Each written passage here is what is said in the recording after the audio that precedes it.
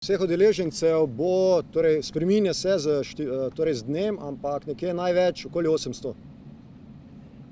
Na kak način bojo ljudje vključeni oziroma kaj bojo prikrajšani? Torej aktivnosti tekom, torej danes. Moteče za okolico, prevozi verjetno pa.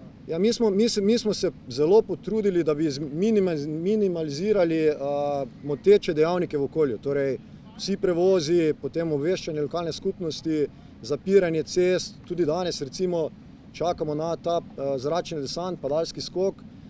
Torej skušali smo zmanjšati ta okna, ko moramo zapirati karkoli, in pa tudi strogo se držimo določenih omejitev pri izvajanju aktivnosti. Torej do 11. ure zvečer, čez vikend minimalno hrupa.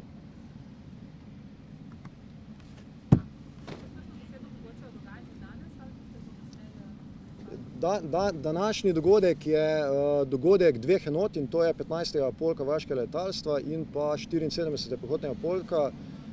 To tudi je stičišče dveh vaj. Torej zdaj čakamo na pripadnike 2. bataljona 503. regimenta 173. zračno-desantne brigade iz Vicenze, torej padalce, ki bodo skočili nekje čez 20 minut, in to je nadaljevanje vaje oziroma del vaje. Še kakšno vprašanje za Rok Klešman? Ja, mogoče za obe vaje skupaj letalstvo, kaj vse bo porabljeno. Naše in tuje.